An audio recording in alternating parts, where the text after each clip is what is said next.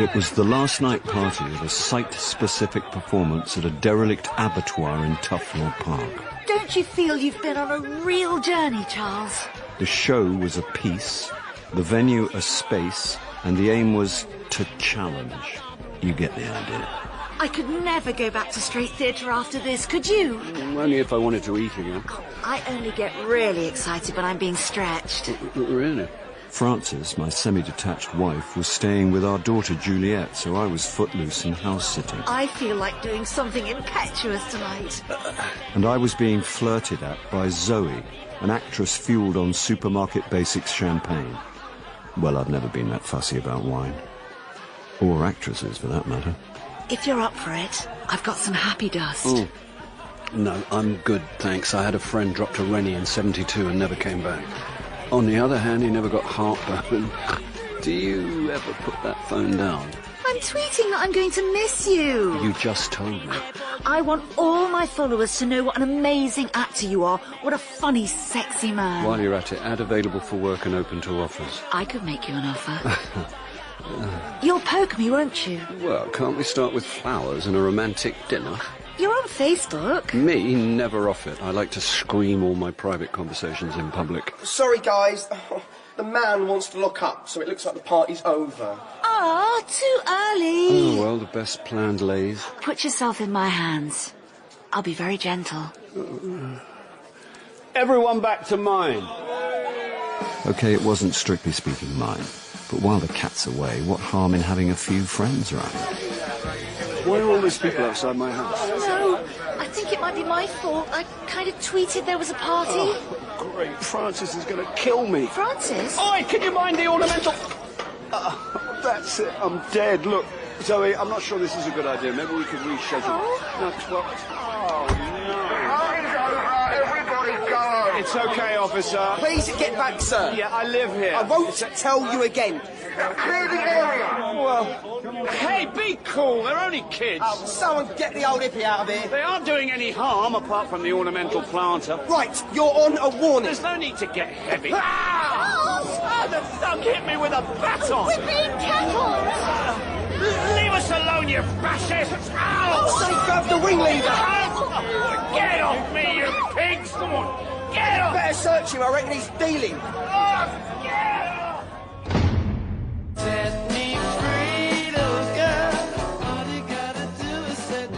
Well, this is a first, bailing you out of a police cell. Actually, I was arrested in Grosvenor Square in '68. I was right Save next. the battle stories. I've had a long drive back to London. Let's just get out of this place. Sure. What do you mean, go? Go where? Anywhere that's not here. I haven't got anywhere that's not here. You should have thought of that when you were organising a rave in my house. It was outside your house, and it was just supposed to be a few friends after the show, but there was this actress... There always is. No. I've been counting the days to your male menopause. Don't knock the mojo, baby. Every time I leave you alone... The police overreacted. Talk about cracking a nut with a sledgehammer. There were 200 people in my front garden. I know you're upset about the planter, but I promise I'll get straight down the garden centre and I'll get you another... It's not about the planter. The planter is symbolic of a deeper underlying problem in what I laughingly call our relationship. It's not a symbol, it's a planter. Shut up about the planter! I'm just saying... Shush! What? Shush! Shush! Shut up! Don't say anything. No more words. Stop talking. OK. The time for talking is over. The time for leaving has arrived. I can see you need some time to yourself. You have no idea. I'll give you some space. Just go to your room, pack a bag, and leave. Yeah. So I did. The trouble was, where to go? Well, I said goodbye to Rosie Rupp this morning. I'm gonna miss her bloodshot, alcoholic eyes.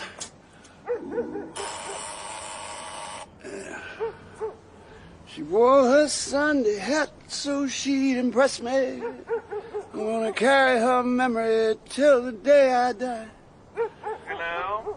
Sanctuary! I don't do charity on the door. I give privately. I bet you bloody don't. Verbal abuse will get you nowhere. You've made a career out of it. I've got the police on speed dial. It's me, Morris. Who is this? Me, Charles. Paris. Charles Paris. Oh. Can I come up? Oh.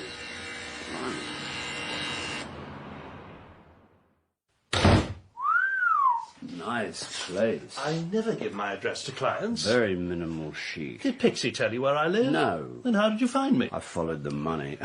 Are they monogrammed slippers? What do you want, Charles? A job would be nice. Come to the office tomorrow. I may not be alive tomorrow. Don't make promises you're not prepared to keep. Do you mind if I sit down? How much have you drunk? A moderate amount for a man whose wife's just kicked him out. Oh. It'll all blow over in a day or two. Good. But until it does... Oh, yes. Oh, no.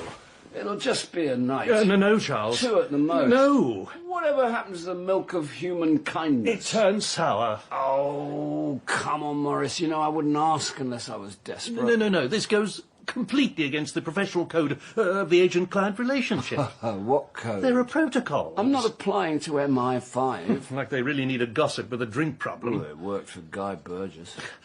I'm not at all happy about you invading my inner sanctum. Hello. Julian and Sandy are in the house. Come on, Morris. I'll pay. With what? That'll be an added incentive for you to find me a job. Every atom of my being is screaming, don't do it. Is that a yes? No smoking, no boozing, and definitely no women. Chance would be a fine thing. Be warned, Charles. There is a very short Best Buy on this arrangement, and the clock is ticking.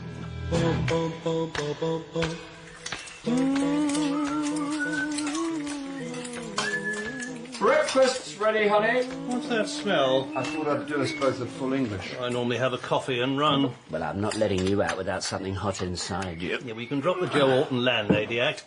But as you've gone to the bother, pass the toast.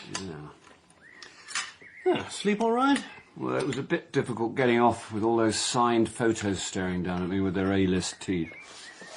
I couldn't help noticing my picture was conspicuous by its absence. Oh, why would I want a portrait when I've got the real thing snoring and scratching in my spare room? And a very nice room it is, too. I didn't know you could get suede wallpaper. Oh, where did you get the bacon? It was in the fridge. No, it wasn't. Wrapped in a fancy little bag. What bag? It's in the bin. If you want a tip from the cold face of the economic downturn, there's absolutely nothing wrong with the value stuff. God, you've grilled my Iberico ham. Do you prefer it fried? It costs £260 a kilo. I thought there wasn't much. I feel ill. I feel physically sick. Oh, well, if you don't want... I'm going to the office. Don't even think about mulling my 62 Margot. Will you be home for dinner? Don't I get a kiss? As a first step towards redeeming myself with Frances, I bought a replacement planter and took it round, but she was out. Luckily, I still had my key, so I left it in the hall, then stopped off at the Drum and Monkey for a drink or 3. Hi, Morris. Where are you? The British Library. I shouldn't really have my phone on. Don't lie, Charles. I can smell the booze from here. Listen, I'm sorry about this No, morning. let's not go there.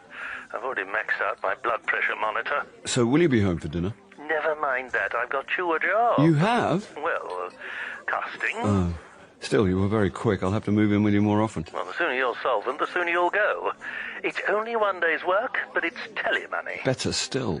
The meeting's just a formality. I owe you one. You owe me several. What's the job? Kind of police drama. Kind of.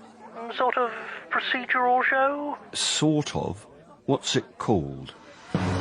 Based on real-life crimes, Citizen's Arrest was an unholy mixture of grand guignol and showbiz glitz, what TV execs call infotainment. Charles Paris for Rob Garston. I'll call up.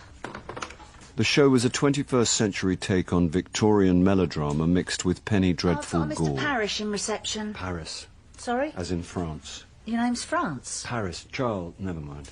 The series was designed to frighten the living daylights out of the law-abiding public just before they turned in for the night. Take a seat, Mr. Parrish.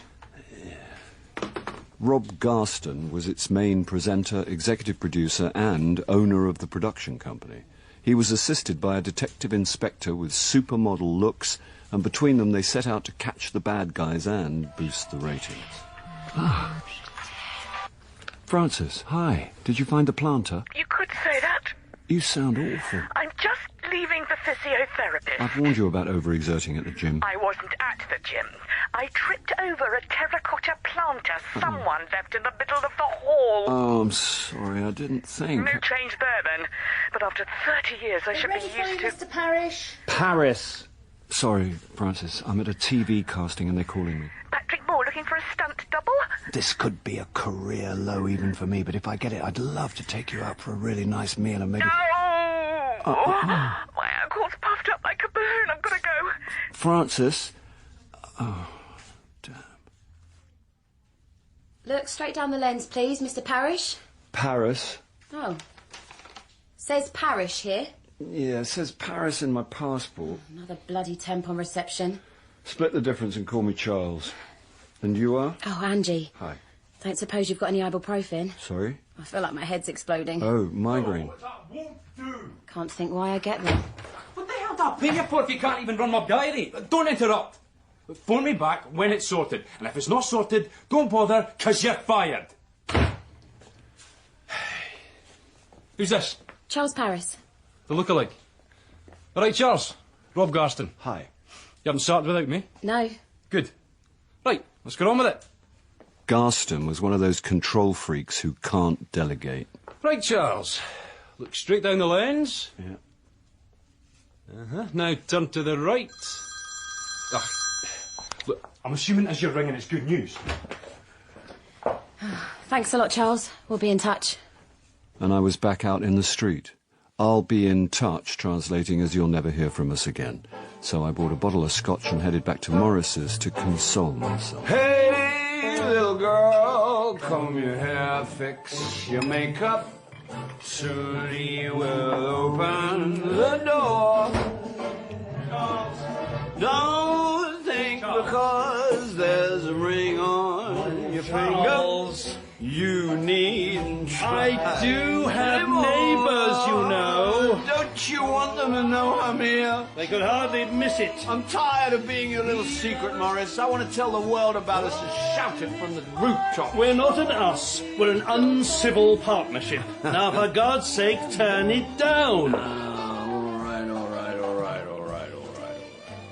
Why have you never got me a musical? That little performance should have told you. Well done, by the way. You got the part. Citizen's arrest, you're kidding. Never joke about money.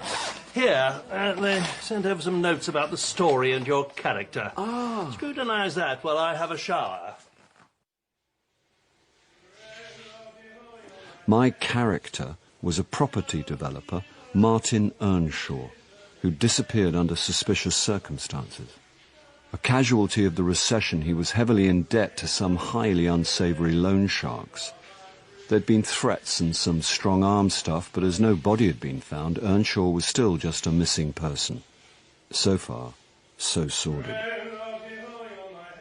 What really caught the public imagination was Earnshaw's wife, Chloe. The combination of grief-stricken wife with glamour model looks is TV gold and tabloid heaven. As I was the husband's age, look, and general demeanour, Chloe definitely fell into the category of trophy wife. Happy with your part? Well, it's not exactly Uncle Varney. Thank you, Morris. My pleasure, Charles. Thank you, Morris. I hope that's not my 25-year-old Islay. It's my 10-quid blend. You can pour one for me. The malt. Why are you wearing a toweling baby grow? It's chill-out loungewear. The hood I can live with, but the booties... It's all the rage on the West Coast. Western Superman. L.A. The infantilized centre of the universe. Like you'd know. I'll bring one back for you next time. Thanks, but I think I'll grow old with my own lack of dignity. Cheers. Up yours. What do you want for dinner? I'll cook. No, we'll order in.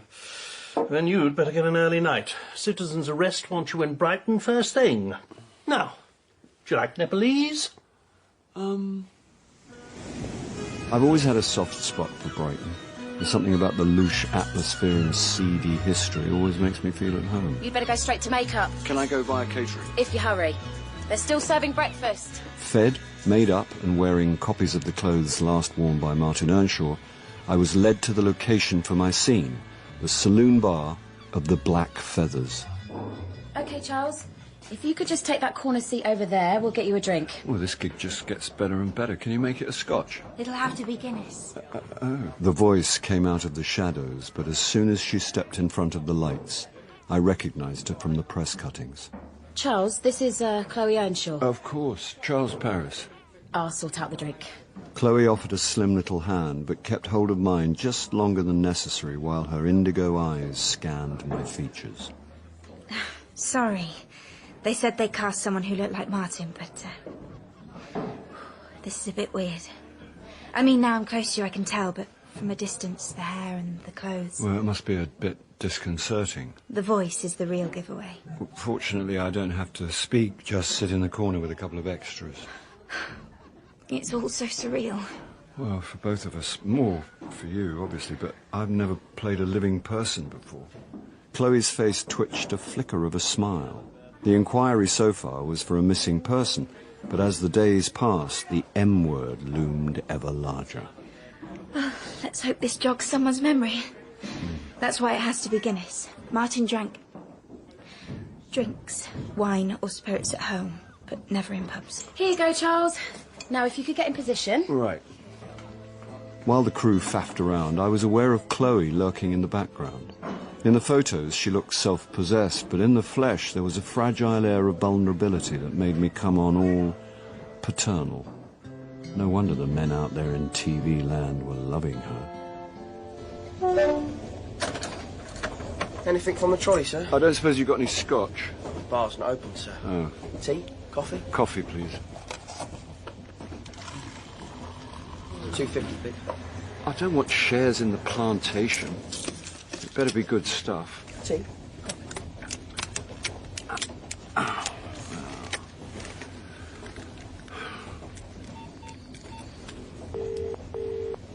Hello, Charles. How's the ankle? A lot better, thanks. Good, I was worried. Really? Of course, really. You're everything to me. Bloody lid. What? I'm on a train and I've just invested my life savings in a coffee, but the trolley guys arc-welded the lid on. Been somewhere nice? Brighton. Lovely. Made me think of you. The air of faded grandeur. Actually, it was a dirty weekend we had at the Grand. When could we afford the Grand? After I did the TV ad for British Beef. Oh, the British Beef Weekend. The British Beef Weekend. Coming back to you now? A vague memory, mainly of the room. I think we left it once for a walk on the front. Gotta be 35 years ago. It can't be. It is, because that's where we conceived Juliet. Really? Happy days. We hadn't been married long. Where do the years go? Most of yours down the Drum and Monkey. I'm sorry. Hey, we should celebrate. And I'm still annoyed with you. Come on, Francis. 35 years. That's a landmark. It's probably our paperclip anniversary. Actually, it's Coral. Oh, well, we ought to mark the occasion. By me letting you move back in. I hadn't thought of that. No. Obviously, I can't stay with Morris forever, but... Morris? Yeah. You're staying with Morris? Temporarily. Oh, this is good. No, Francis, it is not good. Oh, it really, really is. I can't wait to tell Juliet. It's not funny. It's put a smile on my face. Have you got a spare room, or are you on the sofa? No, don't tell me. I want to imagine you both in bed together like Morecambe and Wise. Yeah, okay, you've had your fun. The fun's only just beginning. Please, let me come home. We'll always have Brighton. Now, I've got to phone Juliet, and you've got to get back to Morris. He'll be worried sick. What's wrong with this damned lid? Oh! Ah! Oh, God! It's scalding! I'm gonna need plastic surgery! I'd seen a few TV green rooms in my time. Can I have one more red, please? The green room for citizens' arrest reminded me of student parties. What's the red like? Terrible. And such small glasses. I'll stick to lager. Wise choice. Although casually dressed, my drinking companion didn't have the air of on-trend funkiness that said media. You on the production team? No. I work with Samantha Noakes. Ah. D.I. Noakes was Rob Garston's on-screen partner in TV crime prevention, a senior policewoman with a face the camera loved and a body lusted after by men of a certain age all over the UK. I'm Charles. Greg, you part of this circus? Sort of. I'm an actor. They booked me because I looked like that missing businessman. Martin Earnshaw, I thought you looked familiar. Was I well cast? Not at all bad as it goes. Have you just come to watch? My boss thought it might be useful for me to see how they do these things. That's him, over there. Greg raised a cynical eyebrow and nodded across at a heavy-set man in high-ranking uniform, taking up most of a corner sofa and monopolising a platter of sandwiches. Superintendent Sorsby. He's overseeing the Earnshaw case. So he's Mr. Big round here? Yes, in every respect. Is it just me, or do you find all this a bit weird? How do you mean? The mix of real-life crime and showbiz. It's not exactly a cosy night in front of the telly. And a studio audience, no offence, but who queues up in the rainy night to watch Rob Garston and a bunch of policemen try to solve crime? It's a popular show and it gets huge ratings. So did Public Hangings. Are you taking part tonight? Well, I've done my bit. Like you, I'm here out of professional interest. In truth, I'd wangled a backstage pass from Angie, partly for the free bar, partly to get away from Morris. DS Greg Marchment was now staring at a 64-inch monitor which dominated the room. D.I. Noakes had finished a piece to camera, and Garston was now introducing the third member of the show's team, an ex-copper turned private investigator called Ed Faraday. Talk about landing on your feet, jammy bastard. Faraday's role in the show was to challenge the police at their own game and beat them to a result. He was the smart-assed baddie on the team. Private investigator. I wouldn't trust him to sit the right way on the lab. No, Greg. We can't go dissing ex-officers, even if they were worse than bloody useless. Sorry, sir. You're the Earnshaw lookalike. I A bit of a limited field professionally, looking like one businessman. I am an actor the rest of the time. Of course you are. How's that then? Keeps you busy, does it? Or is it mostly resting and waitering? I get by. Good for you. Sorry, will you excuse me? Hello? So, what would I have seen you in? Apart from pretending to be Martin Earnshaw. I'd met men like this before, unlovable and usually unloved. Superintendent Sorsby was one of those insecure bullies who feel better about themselves when putting others down. In my experience, egocentric narcissists only enjoy one subject. I've always thought it must be an incredible responsibility being a senior police officer.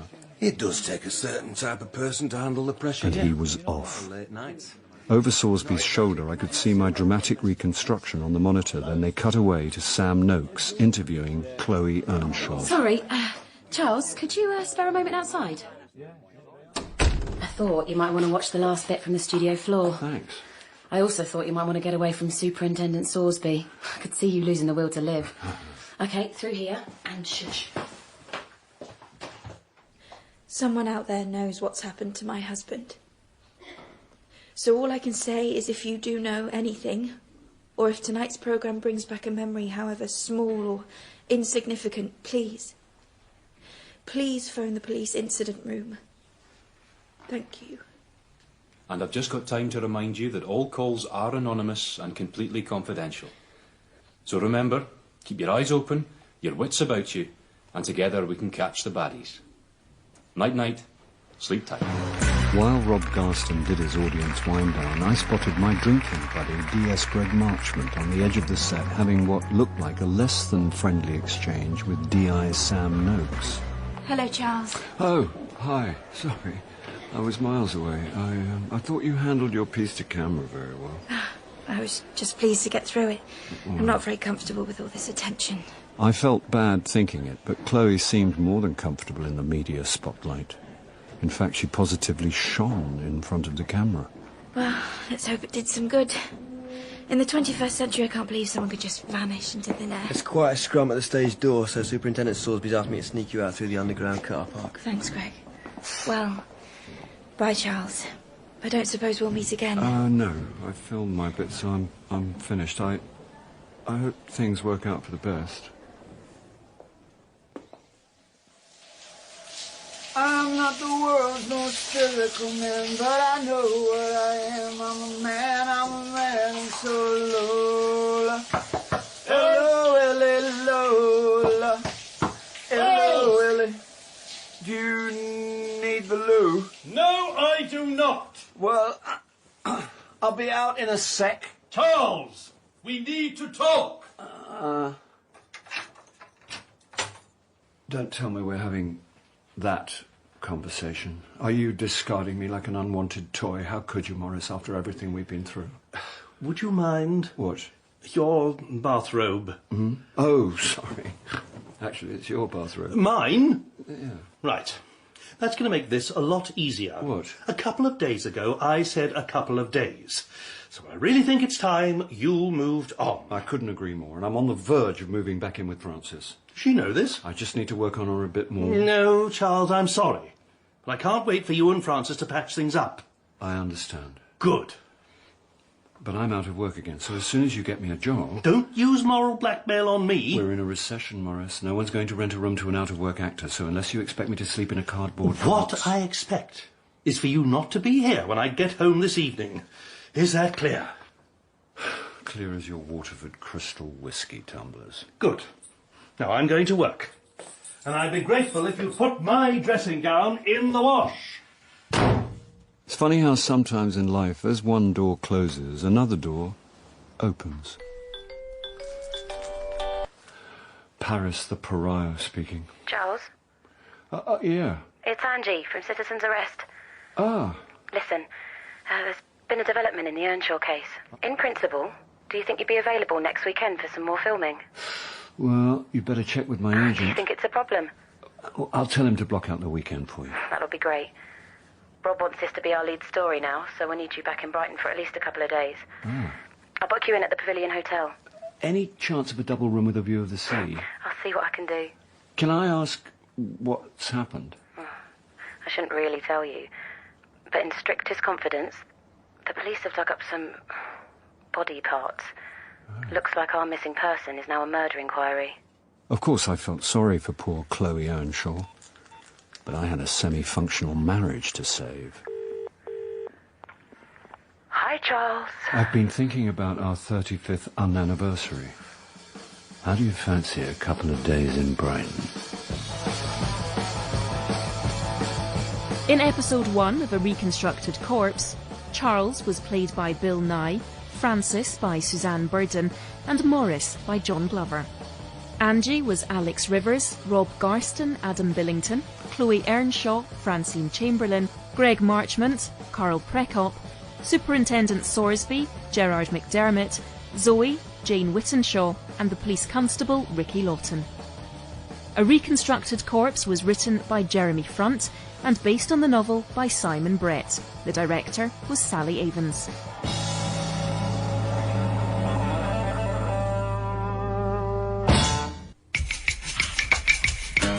I hate benefiting from a tragedy, but the discovery of Martin Earnshaw's arms and a distinct absence of Earnshaw turned my one night on Citizen's Arrest into the TV gig that kept on giving. Mr. Paris. Look, here we go. One double room with sea view. A missing persons case was now a murder inquiry, so the infotainment crime show had rebooked me to impersonate the deceased property developer. Room 302. Would you like a paper in the morning? On the upside, I was getting an all-expenses-paid weekend in Brighton. Oh, if my wife tries to get hold of me and my phone's off, could you take a message? It's our 35th anniversary, so I don't want to mess up. 35 years. That's quite an achievement. Yeah. It would have been if we'd actually managed to live under the same roof all that time. A recent spat forced me to spend a few nights in my agent's anally minimal Pied de Showbiz, so before I left London I deployed some weapons-grade schmoozing on Frances. Every day I get in the queue. Ooh, the magic bus. Get on the bus, it takes me... Of course she made me grovel, but caved in when I offered her a free weekend in Brighton to celebrate 3.5 decades of divorce avoidance. Is that cadavers or us? I'm looking for a corpse alike. Hang on a minute, I think I've just split my sides. Is there a BAFTA category for best impersonator of a dismembered businessman? You're very chipper today. Oh, that's what happens when I wake up and you're not in my flat. Beats antidepressants any day. Glad to be of assistance. Is that the only reason you phoned? I thought you'd like to know. I've got your fee up. Really? How'd you manage that? Death Cells. Playing a missing person, you were below the title. Now Earnshaw's a goner, you're the lead. Kerching. There's a real darkness to you. Thank you, Charles. And this raise will cover your 15% plus VAT. I do my best for you, but I can't work miracles, not with your profile. A bad workman blames his tools. Yeah, the tool, in this case, being you. If you don't like it, negotiate your own deals. Where would I be without your fancy letterhead? I'm not just a logo. I've always thought of you as a bit of a font. MSA is built on my reputation, my contacts. Your postcode and the pretty posh girl on reception. They all cost money. You really do live the life of Ryan. I live a lot better than him when I've worked for it. You mean I've worked for it? Oh, this mean-spirited culture of envy is peculiarly British. Ah, there's someone at the door. Just as well, before one of us says something we'll regret. Je ne regrette sod all. Oh, sorry if I interrupted. Just a cosy chat with a bloodletting parasite. Angie was the harassed production assistant on Citizen's Arrest. She must have done something truly wicked in a previous life to find herself working for Rob Garston, the show's pit bull presenter. Cool. You could stage the Olympics in here. Well, it's not that big. Suppose we've got to look after the star of the show. Surely Rob's the only star of this show. Don't let Samantha Noakes hear you say that. But for now, you're at the centre of our big story, and Rob's got high hopes for this as a runner. I wonder how Chloe feels about turning her husband's death into a soap. She just wants justice. Call me a cynic, but so far the aggrieved widow hadn't exactly struck me as publicity averse. We've set up production office on the first floor. When you've settled in, can you pop down? After years touring, settling in took all of 3 minutes. Pants in one drawer, T-shirts in another, second-best jeans in the heated trouser press. Well, Francis was coming. I had to make an effort. Do I have to do everything around here? It's a simple enough request, but you seem incapable of carrying out... Hi again. Oh, that was quick. Angie! Oh, God. Coming. Take a seat, Charles. Yep. An email was open on Angie's laptop. It was from Ed Faraday, an ex-cop with bleached teeth and a tan unknown in the natural world. Garston had hired Ed to give the police a run for their money and to raise the jeopardy of the show. The email was short as a tweet. The thrust was that Ed was undercover, following promising leads, and that DI Samantha Noakes would have to raise a game if she was going to beat him. Charles, you can go in now if you, are you reading my emails? No, I was just looking up restaurants in Brighton. Well, do you mind asking next time if you want to use my laptop? Sorry. Rob's waiting. Yep. Angie! Give me a double espresso. And whatever Charles wants. The same, please. What about your blood pressure? Let's save the lecture and get the coffee. Right. Had a double bypass last year and I've never felt better. More energy than I've had in years. And the sex life. That's great. Unbelievable. I look forward to my first coronary. So, this is where we make you work for your extra money. That's why I'm here. The audience feedback was very positive after the last show. You mean leads for the police? No, that too, but the viewers responded well to you. Well, I hardly did a thing. Whatever you did or didn't do, they loved it. And that was when you were just a missing person. Now you're dead. I'm expecting the figures to go through the roof. Well, if I'm dead, what do you want me to do? Don't worry. We're not going to lock your arms off. Actually, we are. No, we're not. Yeah. Seriously, we're going to reconstruct Earnshaw leaving home that final morning. So you've cast a Chloe lookalike? No need. She's playing herself. Is that usual? No, that's why it's genius. What a coup. The widow of the murder victim, Stevie Dynamite. What's Isn't it a bit queeze-making? You talk like you're in a PG Woodhouse. I just feel uneasy blurring the line between fact and fiction. Oh, duh, that's what Citizen's Arrest is. It's one thing playing a dead man, but I'm a bit uncomfortable doing it opposite his actual wife. Well, get used to it, because if the murderer keeps filleting Earnshaw, this case is going to be a runner. Especially if they find the legs.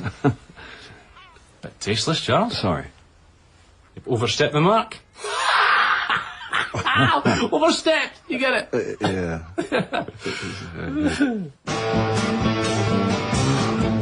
I wasn't needed till an evening shoot at Earnshaw's house, so it was a toss-up between a healthy walk on the prom or the hotel's rooftop bar. One double scotch. Shall I put it on your bill? As the doctor said to the duck. Sorry? It's just a room 302.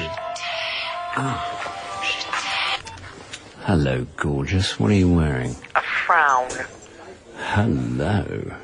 I've always had a thing about stern schoolmistresses. Take a shower. Is that an offer? It's an order from the head of year, and she's a strict disciplinarian. Oh, you really need to get down here. Where are you?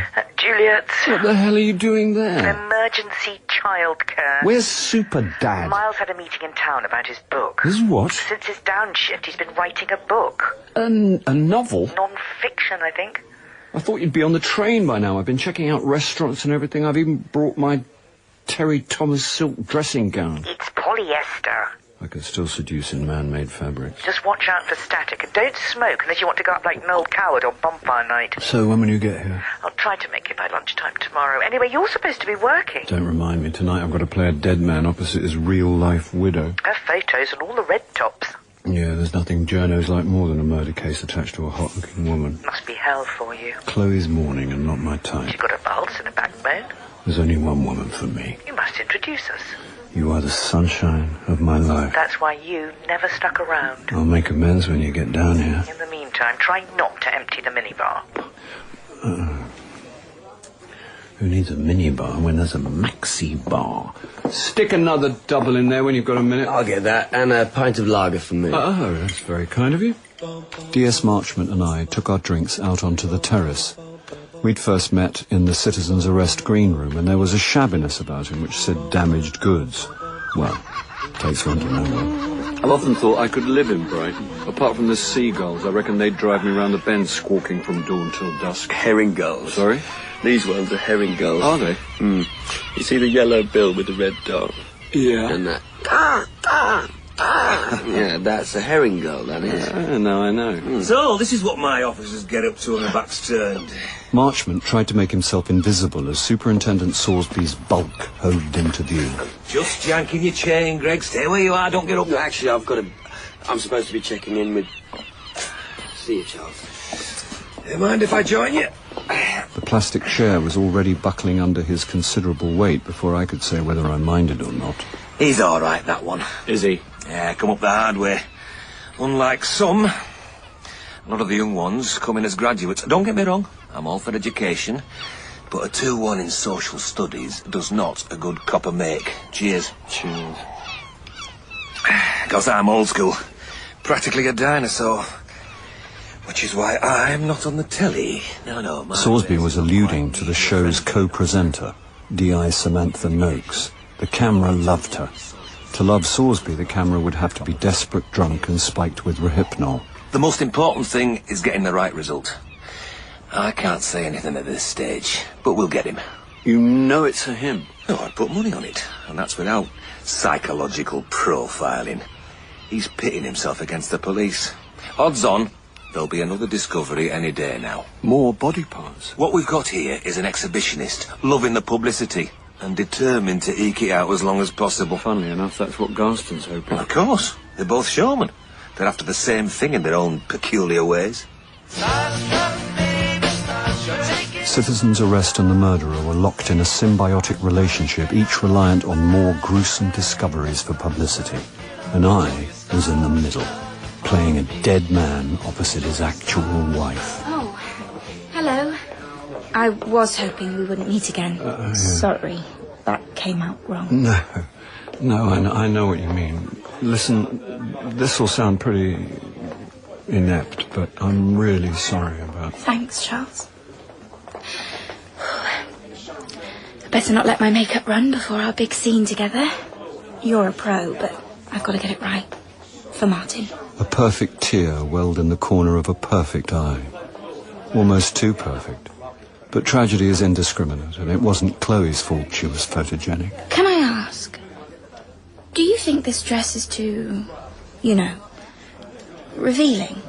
Well, I mean, it's the one I was wearing that day. Do you think it might be distracting? Chloe's newfound fans would be more than happy to be distracted, and she knew the effect that clingy fabric would have to the nearest millimetre. If that's the dress you wore, you'd better stick with it. Have they told you what they want us to do? Only that I'm to say goodbye to you just like I did to Marty. I walked him out to the porch. He said he'd see me later. Then he gave me a kiss and left. Right.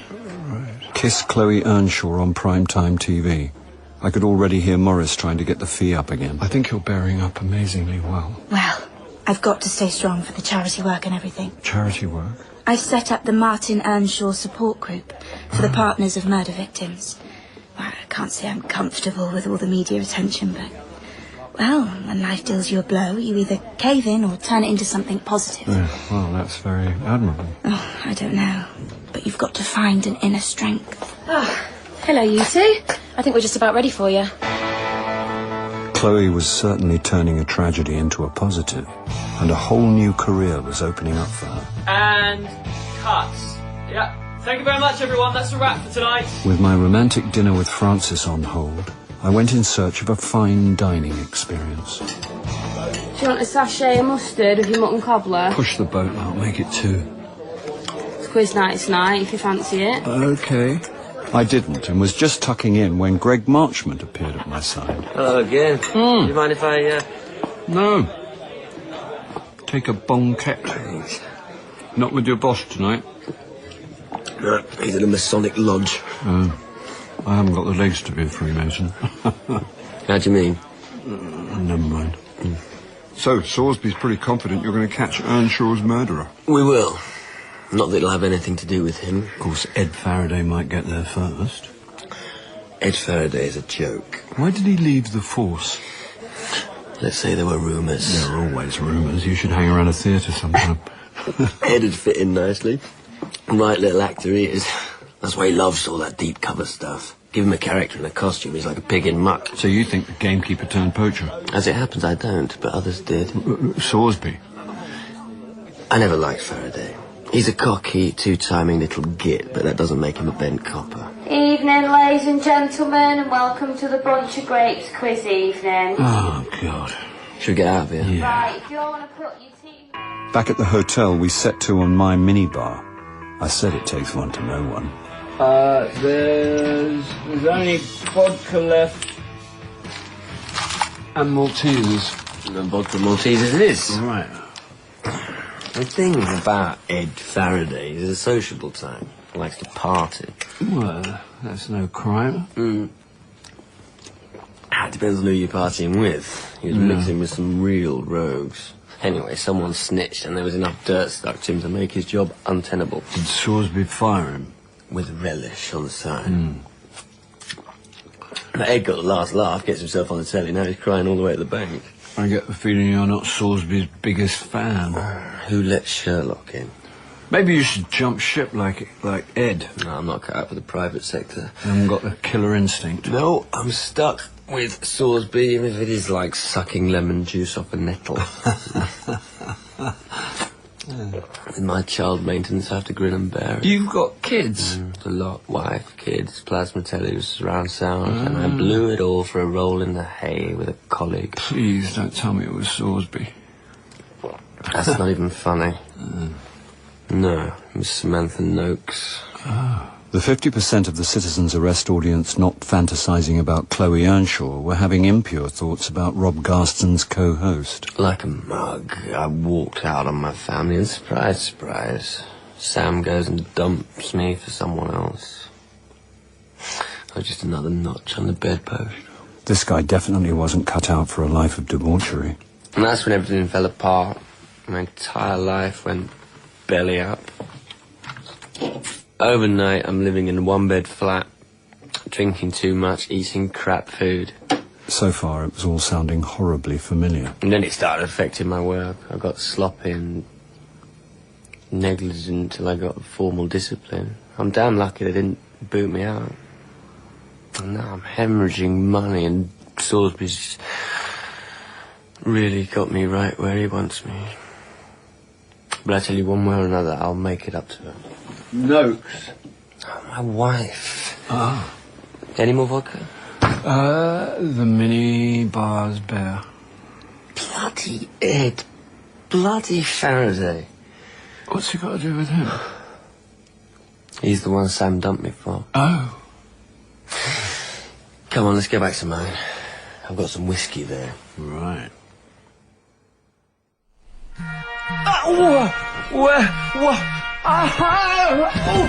Paralyzed! I can't move. Charles? I've just answered the phone with my nose. Is this the long-awaited stroke? Oh, I fell asleep on my arms, and now I'm helpless on the floor. Was Gregor Samsa on the sauce last night? Never drink with a policeman, spurned in love. In the unlikely event, I'll bear it in mind. Shouldn't you be impersonating an armless corpse, or is this you getting into character? Tasteless. From a man wearing last night's pants and vest? Have you got some new voyeuristic app on your phone? I don't need Skype to picture the scene. I had you dozing in my spare room. Aha! Aha! Pins and needles. Can we talk? Only I've had an availability check. For me? That's what I said. What? Well, maybe your profile's on the up. It's just an in principle at the moment. In principle's good. When is it? In a few weeks. It's a Radio 4 Book of the Week. Great. So I'll say yes. Of course. You don't want me to find out what it is first? Well, I assume it's not 120 days of Sodom. Not before woman's hour. Then say yes. Jolly good. Another satisfied customer. Yeah, don't let it go to your head. Why don't you go and line your stomach with a nice, hot, greasy breakfast? Oh, God. But my constitution's tougher than Morris could ever know, and the catering truck's bacon butty set me up for another scene with Chloe Earnshaw. This time, we were leaving an upmarket restaurant a few days before her husband's disappearance. And cuts. Thanks, all. That's a wrap. Bloody hell, this is a bear pit. I've got to get out of here. Keep back, please. This way, Mr. Dash, into the car. But what about me? But Chloe was spirited away and the crowd dispersed. Profile. I should have known better than to believe Morris. However, I did have just enough local cachet to get the hotel receptionist to book me a table at a restaurant rated by Giles Corran. 35 years. The past 24 hours have seemed like 35 years. Are you going to be using lines like that all night? Lines are what I'm good at. Oh, I know. I've had 35 years of great lines. It's the bits in between that have been difficult. I'm sorry. You look gorgeous. I look my age. That'll do for me. Oh, you're on fire. Wait till I slip into my Terry Thomas dressing gown. Just try not to slip a disc. Oh, am I likely to? The evening's young. Champagne, sir? Oh, I didn't actually order champagne, but... It's an anniversary gift, sir. Oh, how kind. On the house. Actually, it's from another couple. Surprise! Juliet! Hello, Mummy. Hi, Dad. Hiya, Pop. Hi, Miles. Wow, I don't know what to say. How about cheers? Mind if we join you? Oh, don't be silly. Yeah. Did you know about this, Francis? No, it's a complete surprise. Mum told me where you'd be staying, so Miles tipped the receptionist, and she told us where you were eating. Very enterprising. It's not every day you celebrate 35 years of marriage. Reformed city trader Miles had reinvented himself as super dad and never missed a chance of telling the world what a reconstructed man he was. A toast to family life, the only thing that really counts. Family life. Where's Angela? Sleepover. So we're off the leash and ready to party. Great. Let's rock. Charles. Aha. We've been watching you on Citizen's Arrest. Aha. Think I'm in with a chance of a BAFTA. Shocking case. Yeah. Excuse me, this is supposed to be a celebration. Hear, hear. Actually, it's a double celebration. Is it? You're not pregnant again? No. But there is a new baby in the offing. Not pregnant, but a new baby. Very cryptic. How many letters? Put it out of its misery. Well, I can't tell you how many letters, but I can tell you how many words. Just tell him. We're expecting a bouncing baby book. A book? Miles is now an author? Really? Congratulations. Thanks, Bob.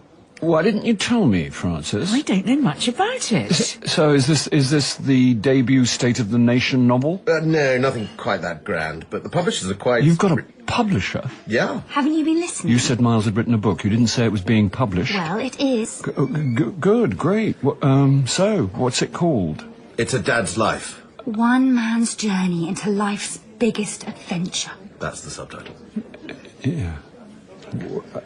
Wow.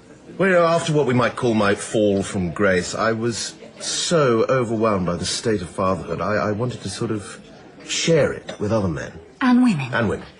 Pity there wasn't a book like that when you became a father, Charles. And the funny thing is, he didn't set out to write a bestseller, did you? God, no. Obviously, I'd hoped there'd be a market, but I just wanted to write a book a guy like me wanted to read. I certainly wasn't expecting all this pre-publication hype. There's hype. Unbelievable. Apparently, he's touched the zeitgeist. Don't forget to wash. Charles! Miles is going to be on midweek with Libby Purvis and the youngest round-the-world yachtswoman. We'll have to listen. But there's something else, isn't there, Miles? There is, and I'm very much hoping you'll say yes. Go on, Juicy. To coincide with the book's launch, Radio 4 are doing an abridged serialisation, and Miles has put in a special request for you to do the reading. Isn't that nice, Charles? You'll do it, won't you, Dad? Of course he'll do it, won't you, Pop? Here's a little something from the chef. Now, is everyone ready to order? Saved by the amuse-bouche, the rest of the meal passed in a haze of highly overpriced alcohol, till Francis and I played the age card and staggered back to my hotel room. It's a dad's life! One man's journey up his own backside, Pompous. He's offered you work. You don't think I'm going to do it? You've got to. I'll tell Morris to get me out of it. Charles, he's married. Oh, don't lay that easiest son-in-law trip on me. I just wanted to write a book a guy like me wanted to read. Yeah. He's going to be unbearable. Oh, don't let it get to you. And if he calls me Pop one more time, I need a drink. I wonder if they've restocked the minibar. Restocked? It wasn't just me. Uh-huh. No, I had a copper up here drowning his sorrows in vodka and Maltesers. Oh, you know how to live. What's it to be? Tiny scotch, tiny gin, tiny brandy? I didn't come all this way to raid the borrower's fridge, not when I've been promised the Terry Thomas treatment. Oh, yeah. My polyester silk-style dressing gown. Get a load of this. Oh, I've come over all of a swoon, Mr. Paris. Is it the vapours? Is that all the menopause? For the full effect, I could use a curtain tie back and fashion myself a rather fetching cravat. Forget the cravat and come over here. Yeah. You will be gentle with me. Shut up. Now what? Hang on. Surprise! Yes. Miles thought it'd be fun to make a weekend of it, so we've booked in. Here? Right next door. The adjoining room. Love that dressing gown, Bob. Charles, isn't that the one you nicked from the National? I was given it by a dresser who fancied me. Let's have another bottle of champagne. Miles ordered up a bottle of Krug and got reception to unlock the thin door between our rooms. A toast. Keeping it in the family. Keeping it in the family. Eventually, we all made our excuses and retired to our own rooms. Now, the dressing gown. Actually, I'm not sure. It's our 35th anniversary. Yeah, I'm not in the zone. I'm in the zone. It's a thin door. But I can take your mind off the door. I don't know. Still thinking about the door? What door? Okay, that's it. Oh, Charles. Sorry, Francis, it's not you. I just, you can blame Dr. Freud, but this is messing with my head. Where are you going? Anywhere but here.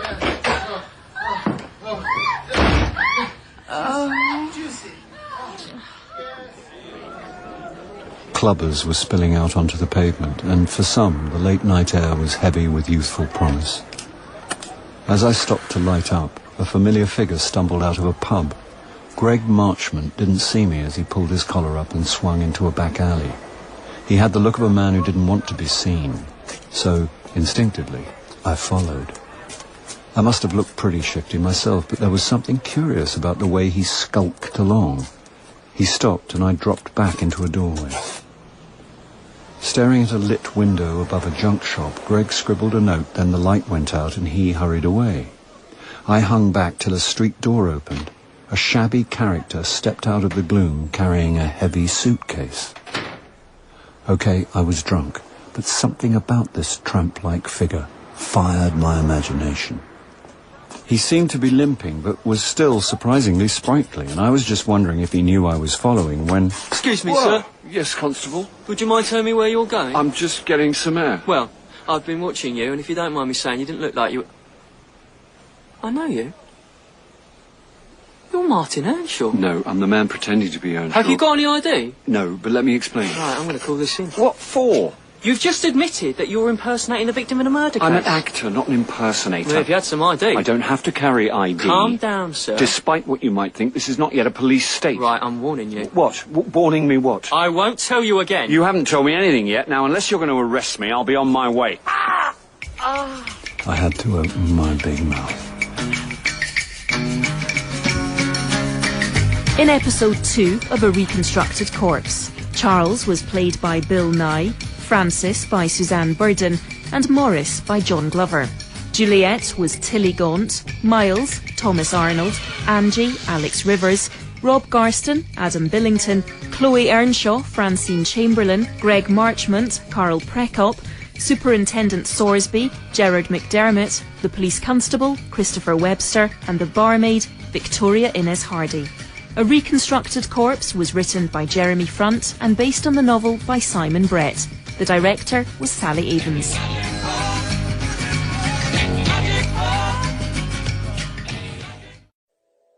This video was uploaded to the channel Thinking Out Louder. Please like, comment and subscribe to the Thinking Out Louder channel. Thank you.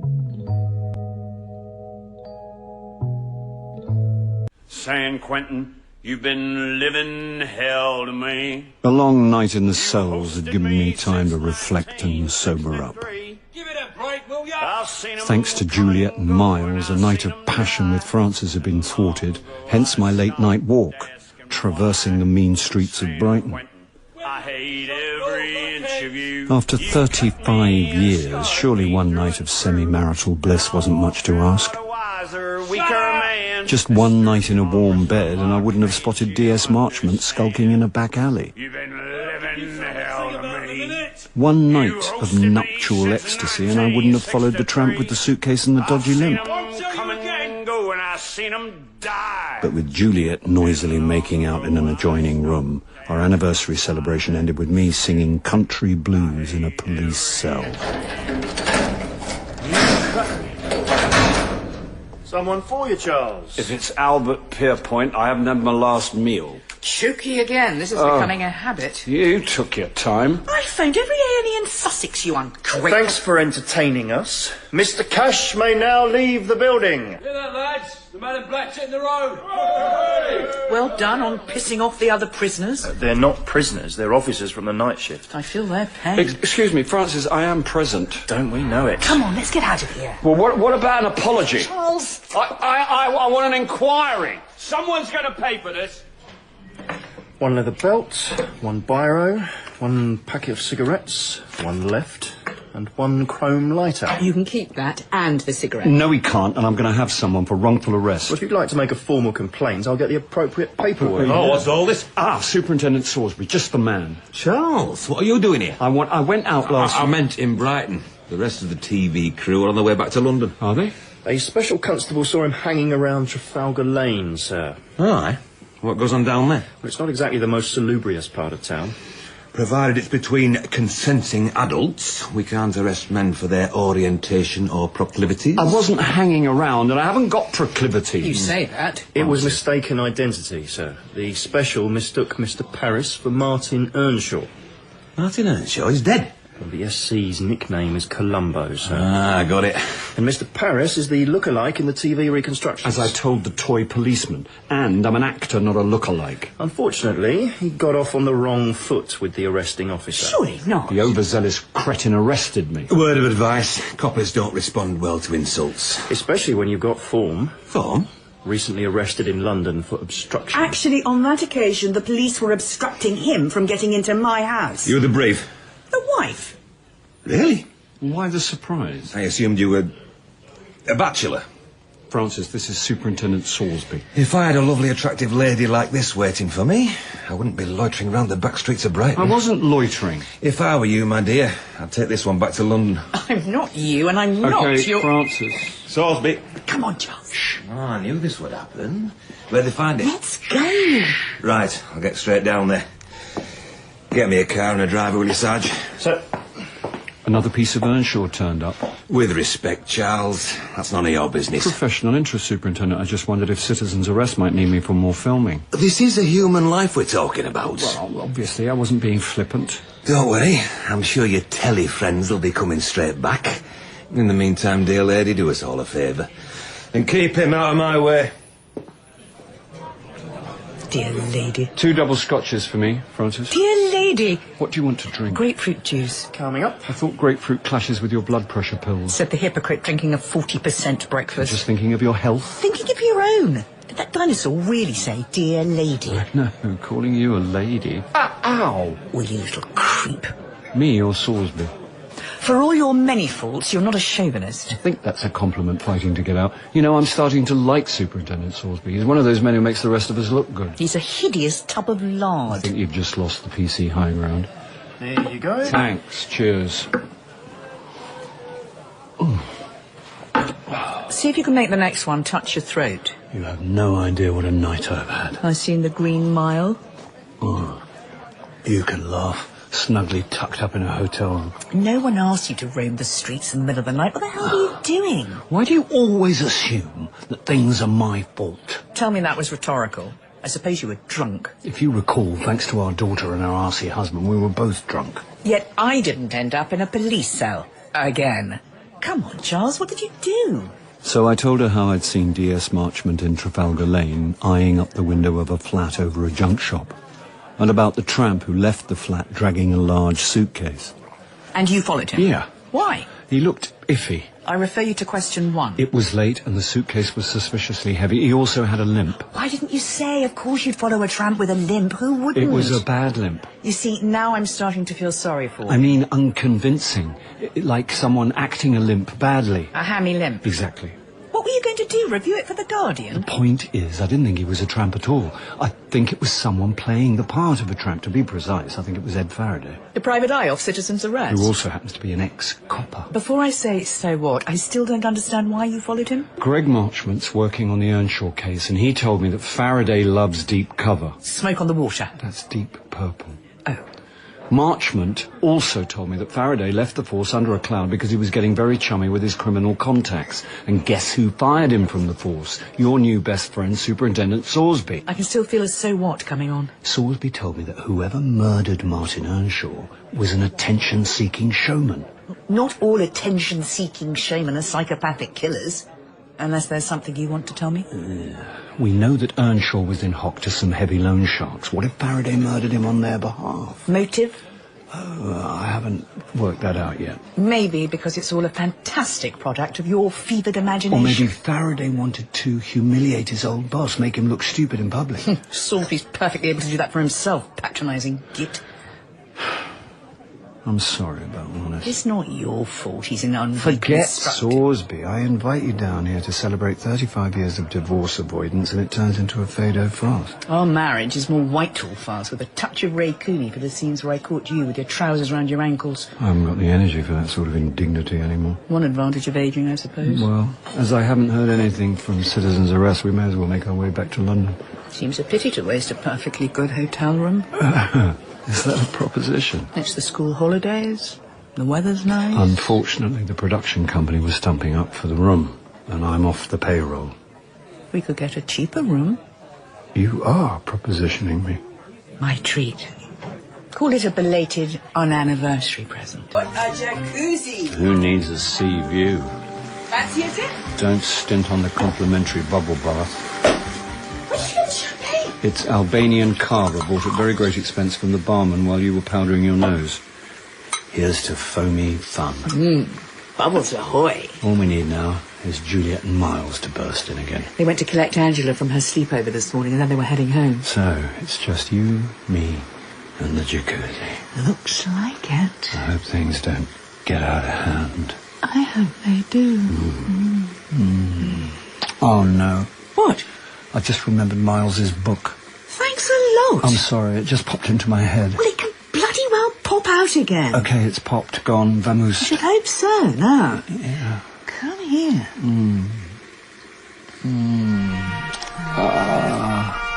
Don't even think about it. Hi, Morris. Don't sound too excited. I'm going to get undressed. Oh. You in pain? What? No, I've got a pressing engagement. Well, I wouldn't want to get in the way. I'm undressed. You've done it again. What do you want, Morris? They found a leg. What? Your body double, Earnshaw. It's on the telly. Where's the remote? They found a charred leg. It's bound to be his. Now I'm very undressed. I won't be a sec. Is that a woman? None of your business. Oh, please don't tell me you're with Chloe Earnshaw. It's Frances. Oh, give her my love. I'm hoping to give her mine. Here it is. Your love? The remote. The child remains are yet to be officially identified. I suppose the other leg will turn up soon. Unless it's already revolving in a kebab shop window. You're watching television. The news. Are you shushing me? No, I'll put you on speakerphone. Hello, Francis. Hello, Morris.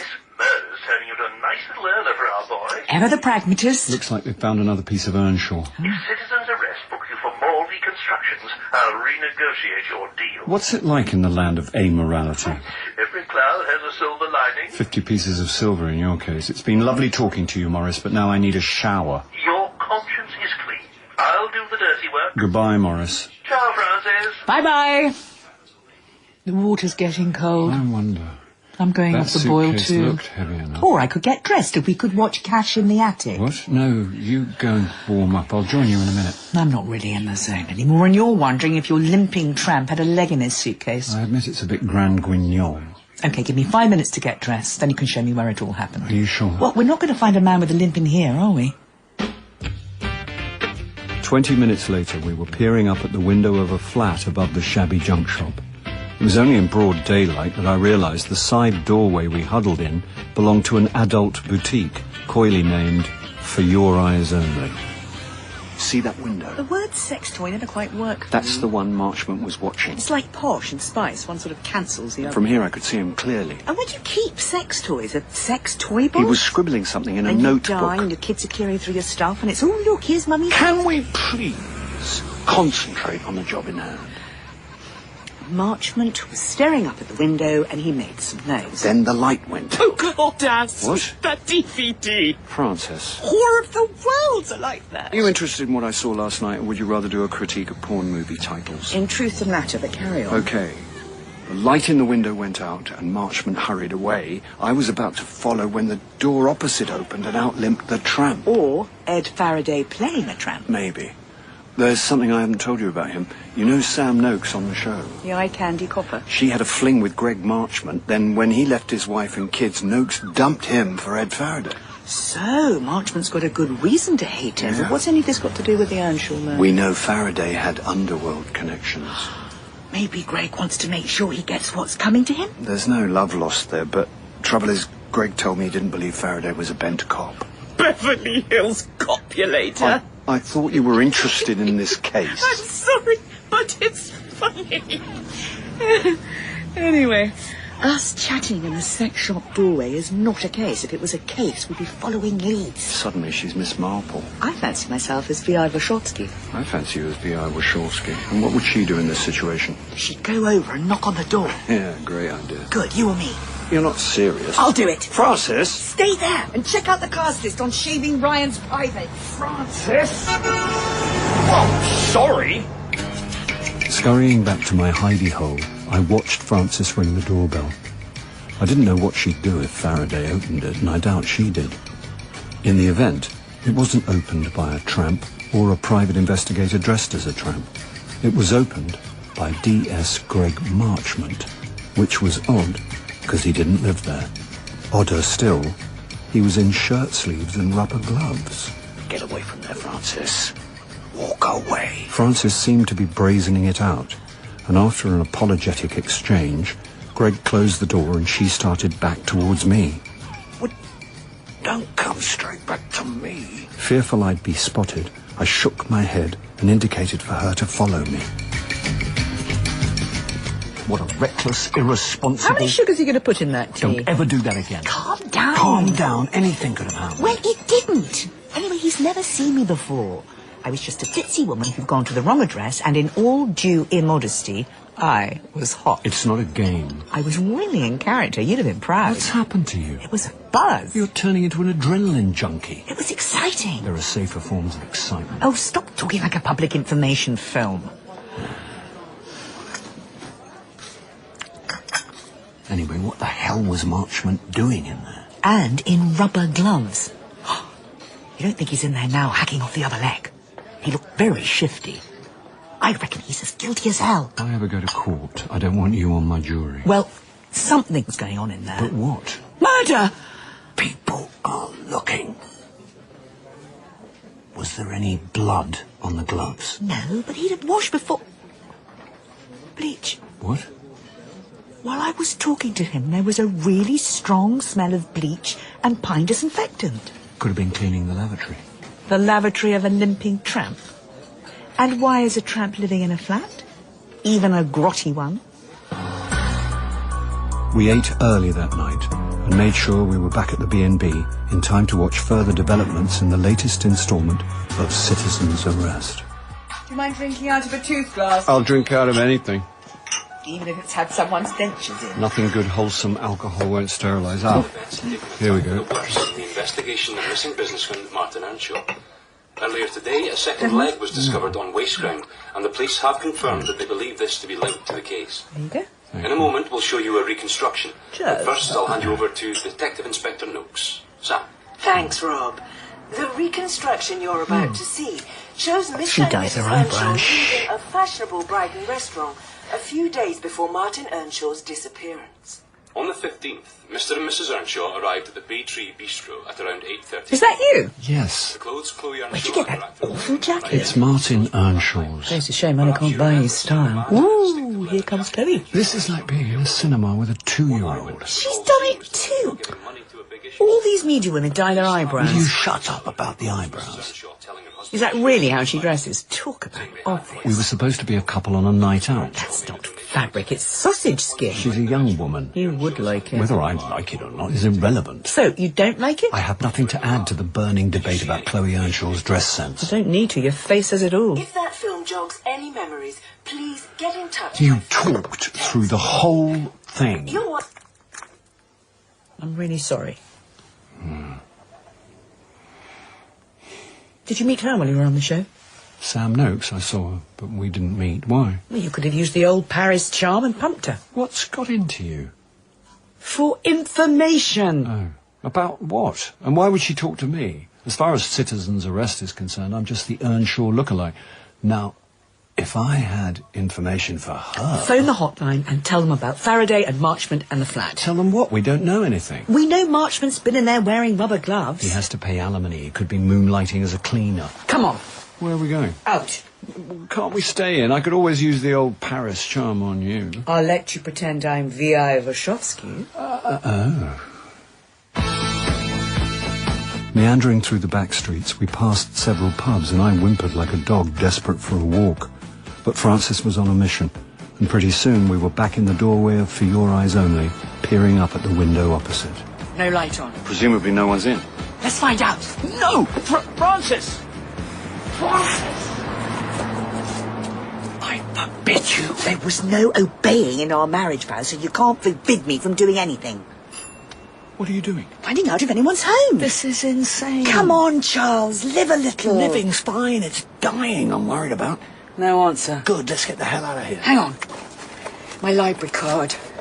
This'll do. You want to withdraw some books? When I was talking to Marchment, I noticed there was only an old Yale lock. Okay, that's enough. I did this once and I got locked out. Are you out of your mind? Just keep a lookout. Come on. We're both going to end up in jail. Just need to bend the card. This is madness. We're in. Well done. Now shut the door and let's get the hell out of here before we get arrested. Don't you want to know what Marchment was doing in here? Come on, Charles, we're just going to take a look. God. Is that my fault the doors creak? Can't see a thing. I told you to have an eye test. My eyes are fine. It's just my night vision. Well, in case you hadn't noticed, it's night and you need some vision. Where's the light switch? You can't put the lights on. There are no curtains. Where's my lighter? Hang on. I took a class trip to the Science Museum last term and... Aha! I wonder if they use wind-up torches in the SAS. That's better. It's too clean. Bleach and disinfectant. That's what I smelt when Marchment opened the door. I don't like it. Me neither. It's got a bad atmosphere. It feels dead. I really don't like it. We should go before somebody turns up. Do you think we should check the bathroom first? Oh.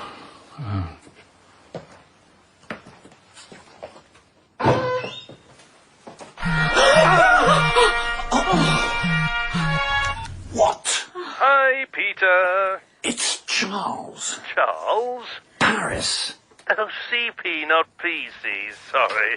I thought I was phoning Peter Capaldi, not Chucky P. Chucky who? My mistake, old love. Are you drunk? Not by your standards, but I have said a fond farewell to a rather exceptional Margot at the Ivy.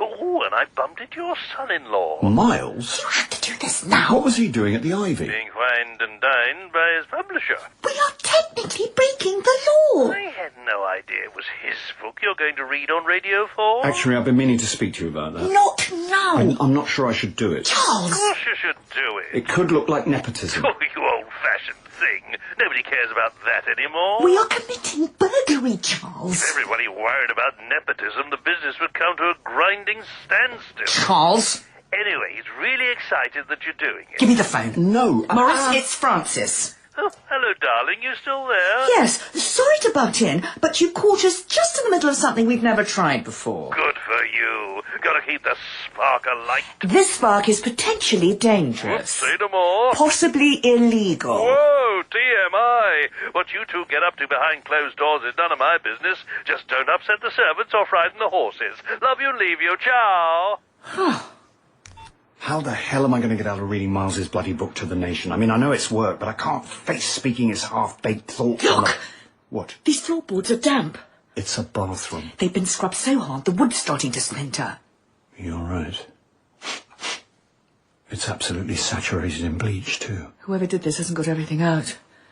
Look at this patch. The torch beam illuminated a small brownish stain, leaching out from beneath the bath. What do you say we get out of here? Yes. And now.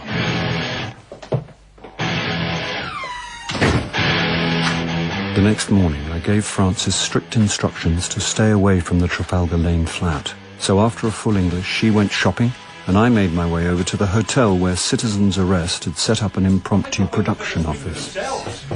Come in. Hi, you won't know me, but I'm... Charles, isn't it? Oh, you're good. Occupational hazard, names and faces. You should be grateful to have us. That's why you're a detective inspector and I'm an actor. You have to remember lines. Yeah, but ask me who's playing my wife and I have to check the front page of the script. Remind me never to date an actor. Fine by me. Sam Noakes may have been a poster girl for middle Englishmen of a certain age, but she didn't float my boat.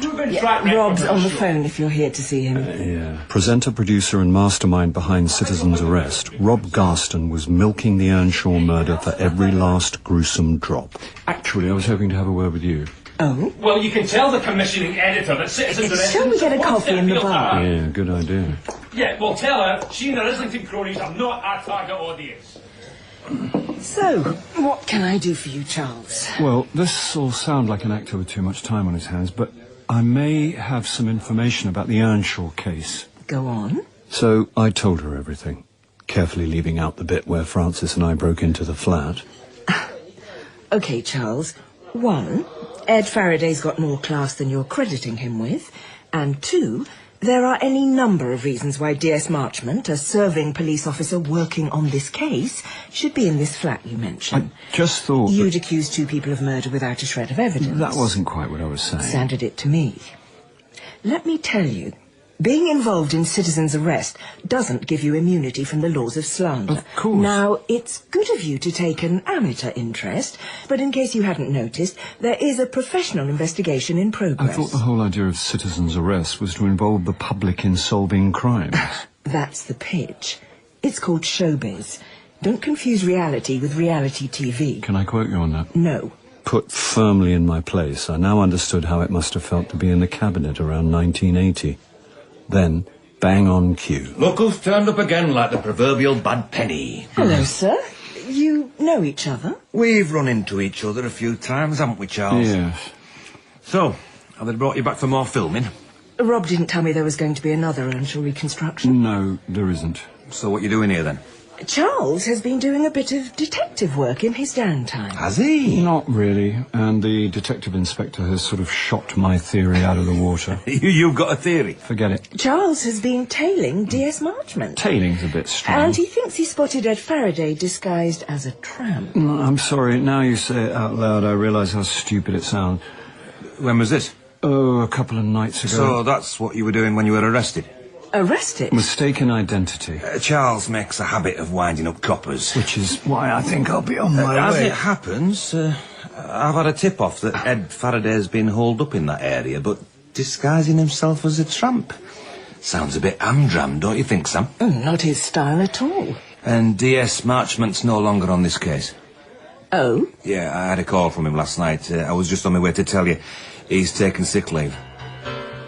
Up to that point, Sam had been looking smugly self-satisfied, but Greg's absence was news to her, and it clearly rankled that it came from her superior officer. D.I. Noakes may have the media profile, but Salisbury was still in charge of the case, and she didn't like it.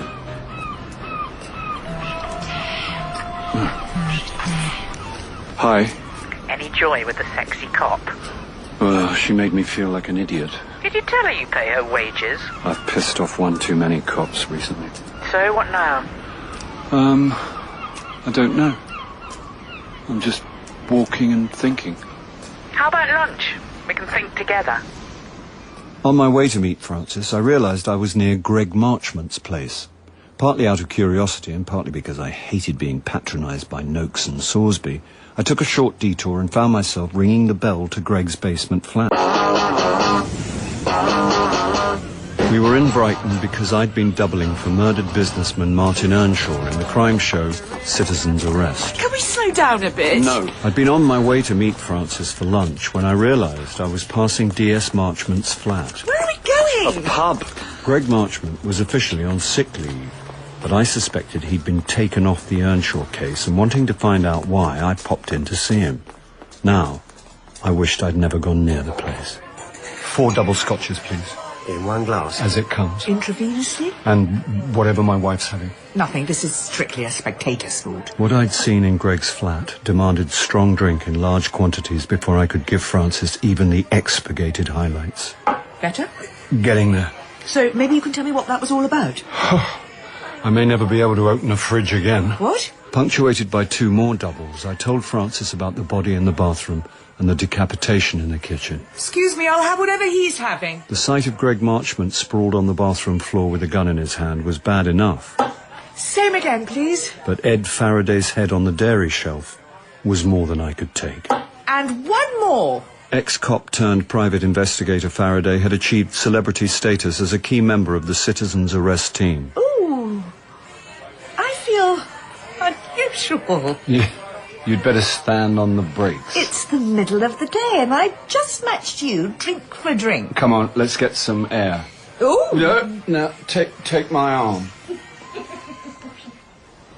I can't believe you haven't told the police. I broke into a crime scene and they can trace a mobile.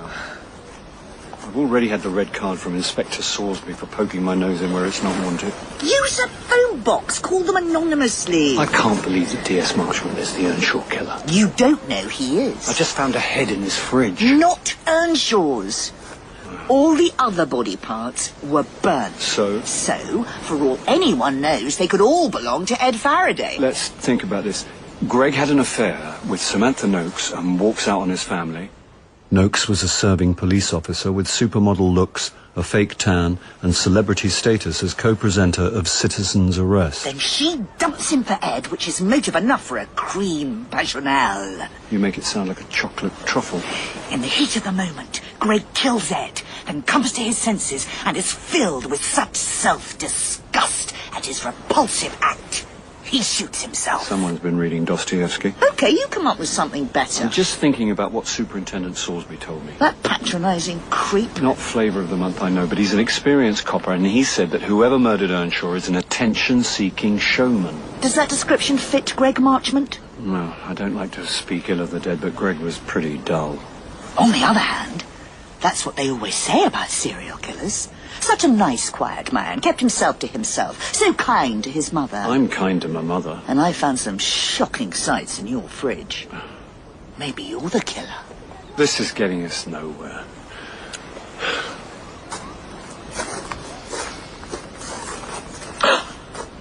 Who says the murderer's a man? We might be looking for an attention-seeking show woman, i.e. Detective Inspector Sam Noakes. Why kill the man you're sleeping with? Don't get me started. And we're missing one crucial point. What? Greg and Sam both had history with Ed Faraday. What reason would either of them have to kill Martin Earnshaw? Damn! Francis went back to our B&B to sleep off the booze. Meanwhile, I went in search of a working phone box that wasn't an impromptu pissoir or plastered with sex workers' business cards. Charles Paris, International Man of Mystery. The only mystery is that you've got a functioning liver. They don't build them like me anymore. Post-baby boom, they broke the mould. That'll be mould as in culture in a petri dish. Where are you? Roaming the streets of Brighton looking for a phone box. Nobody uses phone boxes anymore. Not in your world. But you've got a mobile. It's a long story. Why are you still in Brighton? Everybody's got to be somewhere. Have citizens' arrest said they need you for more filming? Francis and I are having a mini break to celebrate our 35th anniversary of divorce avoidance. Very romantic. Yeah. Any more bits of Earnshaw turned up? Not as far as I know. As I hadn't yet informed the police, I certainly wasn't going to tell my agent about the grisly scene I'd discovered. Well, the grieving widow's making the most of her time in the spotlight. Chloe? A PR friend has taken her on to manage her media profile. Anyone in the public eye has to guard against the tabloids. Not to mention her book deal and the bidding war over film rights. What? Shocking, isn't it? Her husband's still turning up in installments. The wicked world. They're vultures. From what I hear, it's not one-way traffic. Chloe Earnshaw drives a hard bargain. You mean she's up for it? If you're going to sell your soul, you may as well get a good price. Oh, speaking of deals, your son-in-law's publication date is looming, and the BBC want to nail studio dates for your abridged reading. With characteristic ease, my son-in-law had penned and published It's a Dad Thing, one man's journey into life's biggest adventure. If that wasn't bad enough, I was supposed to help aggrandize it on Radio 4. I'm still not sure I should do it. Yeah, well, unless you've been inundated with offers of work, of course you should do it. I can't talk about it now. I haven't got my diary with me. Come off it. We both know it's empty. All right, Mara, you're breaking up. On my way back to the B&B, I stopped off for a quick drink, then nipped into a chippy and sneaked a takeaway back to the room. Are you all right? Oh, my head. No, don't sit up too quickly. It makes it worse. Oh, hangover advice from the pro. Oh, what's that smell? I got us a fish supper. Oh! Try a bit. You'll feel better when you've got something inside you. That's always bad advice in my experience. Is this what it feels like to be you? It gets easier after the first 2 decades. Kill me now. Do you mind if I turn the telly on? Oh. Pass me a chip here, I think. Ooh, your mate, Sam Noakes. Well, we've just received an update on the Martin Earnshaw murder case. Got your ketchup? Superintendent Michael Sorsby has been overseeing the case, and he's here to fill us in on developments. Will you be quiet? As the viewers are well aware, in recent weeks we've found burnt remains believed to be those of missing businessman Martin Earnshaw. Today's tip-off brought a further gruesome... You the tip-off? No. Early this morning, a man walking his dog in Woodland stumbled across a human torso. Just when I was getting my appetite back. I was watching that. You better phone in your tip-off. I tried while you were asleep. Well, all the phone boxes were out of order, and then Morris phoned them. I wonder if it's Earnshaw's or Faraday's torso. Don't cook all the fish. I thought you weren't hungry. Maybe you should try chatting up Samantha Nukes again. And let her send me away with the flea in my ear. I'm not going to be patronised by her again. What about Chloe Earnshaw? What about her? She's at the centre of this whole thing, and she's not a policewoman. She might know something. From what Morris tells me, she's busy carving out her media career. Better still, you're in the media. She'll talk to you. I'm not in the media. I'm an actor, and what good am I to her? Tell her you know people. Turn on the charm. See what you can schmooze out of her. Do you know her address? We shot a reconstruction at her house. Good. We'll go over in the morning. We? You don't think I'm going to sit around here? Actually, I sort of do. Don't worry, I'll stay outside, keep things under surveillance. This isn't the Bourne identity. And you're not Matt Damon. Now shut up and give me a chip. Next morning, I found myself standing on Chloe Earnshaw's doorstep, rehearsing what I was going to ask her. Meanwhile, Frances lurked nearby, doing her covert MI5 act. The detached house was in a 1980s executive cul-de-sac, a luxury 4x4 on every drive. Just the thing for a property developer, and presumably bought by Martin Earnshaw before he got into hock with violent loan sharks. Hello? Chloe appeared round the side of the house, in designer gear from hoodie to wellies. Even the strimmer was state-of-the-art and emblazoned with a high-end logo. Hope you don't mind me stopping by. I heard the latest news. Yes. It was an unemotional yes. But what kind of yes did I expect from a woman whose husband's torso had just turned up, minus the rest of him? Come round the side. She leant the strimmer against a wall and led me through a smart conservatory into a large, open-plan kitchen. While she made coffee, I perched at the breakfast bar, peering at the garden beyond. There's always so much to do out there, and I'm not much of a gardener. Martin always used to cut the grass, but... That's the trouble with gardens. Things keep growing, no matter what. Sorry. I hate crying all the time. No, don't be silly. Everywhere I turn, there's something else to remind me. I can do it if you like, the grass. You didn't come down from London just to offer to cut my lawn. I've been staying in Brighton since the filming. Seaside break? Sort of. So, you haven't been filming more reconstructions of Citizen's Arrest? I think they've finished with me. Me too. You haven't heard from them? Not a peep.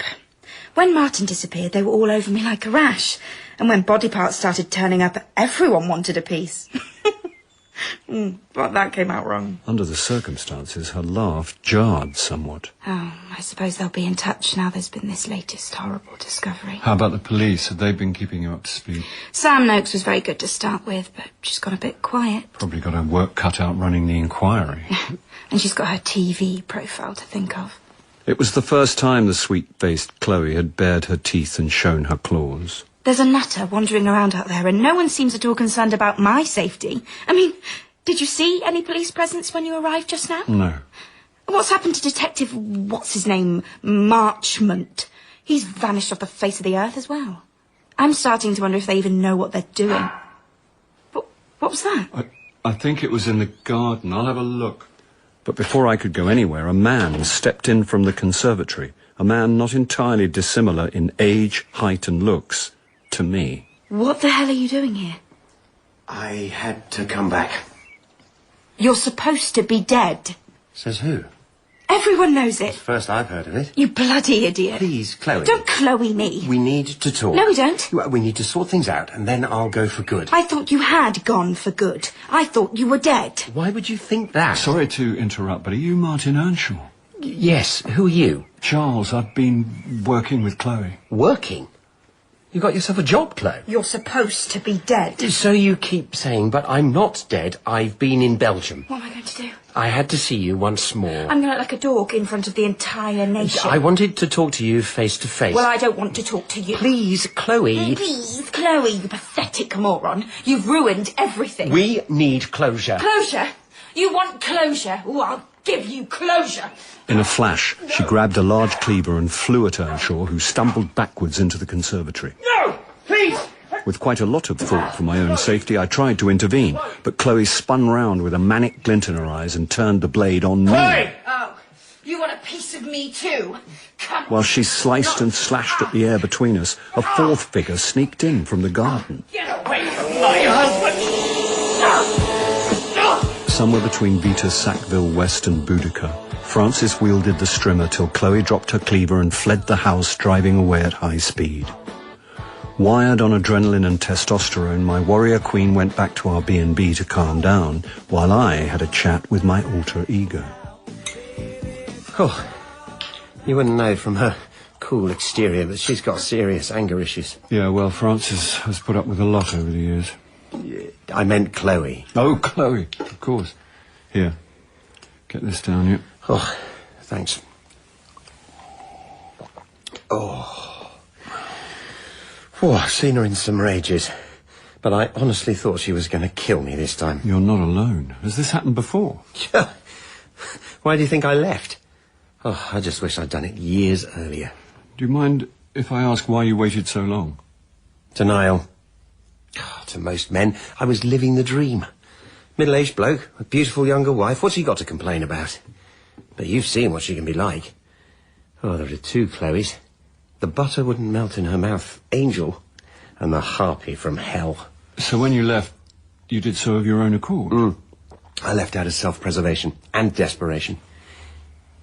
Can I ask you something? Seems only fair. Why was Chloe so convinced I was dead? So I brought him up to speed, ending with the revelation that I was his TV lookalike. Pour me another scotch, will you? I'm not that bad. Sorry, I didn't mean that. You really didn't know any of this? Nothing. After I did my runner, I suffered a complete mental collapse. I just couldn't hack it anymore, so I tried to lose myself. I ended up in rural Belgium, cut off from the outside world. Why come back now? I've met someone else. She's got a small farm, and we're going to start over, but I've got to put my affairs in order, and this house is all I've got. Well, this and a whole heap of debt. So you've got to pay off all the loan sharks? Well, if you mean the banks, yeah. Banks? Well, you don't think I'd get into hock with real villains? As Earnshaw's story unfolded, I realised the full extent of Chloe's lies. The financial crash had certainly ruined her husband's business, but he'd done nothing illegal. No wonder Chloe panicked. She shot the world a whole pack of lies, and now she's going to get found out. But she couldn't have planned all this. No, she must have reported me missing. And then some poor sod gets himself murdered. And when burnt body parts start turning up, the police put two and two together and Chloe goes along with the story. Yeah, well, she's always had an eye for the main chance. So it was just serendipity. Well, she's a fantasist. This was her chance to get rich and famous. Yeah. What next for you? Well, I'm going to sort out the mess here, and then it's back to Belgium. Start my new life on the farm.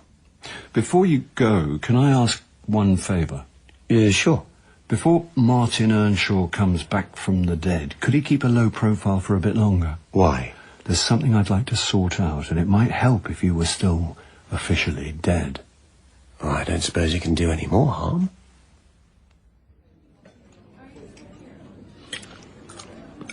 Good linguine. Delicious. Where's your doppelganger tonight? Keeping out of the way and hoping he doesn't run into the trophy wife from hell. I always thought she looked high maintenance. Yeah. Give me a slob of a woman any day. Do you want Vongole in your lap? Is that a threat or an offer? So, what next? I quite fancy the Zabaglione. I meant with the Earnshaw case. Oh. You're going to have to tell the police, you know. I know, but if I use my mobile, they'll trace the call and I'll have to explain what I was doing in Greg's flat. We'll find a phone box on the way back to the hotel. Deal? Deal. Now, do you mind if I enjoy my risotto? Go ahead. The thing that bothers me is how come no one queried Chloe's story? Well, once events took over, she just sort of riffed on it and then things got out of hand. Surely Chloe knew she'd be found out sooner or later. Well, like Martin said, she's a fantasist. In her world, she was going to end up a TV celebrity, showing people around her sumptuous home for a feature in Hello. Just for being the widow of a murdered man? Stranger things have happened. In the meantime, she was lying from one day to the next. Then boom. Dead husband walks in and the pack of cards comes tumbling round her ears. At which point she goes ape and attacks him with a meat cleaver. That still doesn't explain why the police didn't pick up on any of this. Say you went missing. Cheers.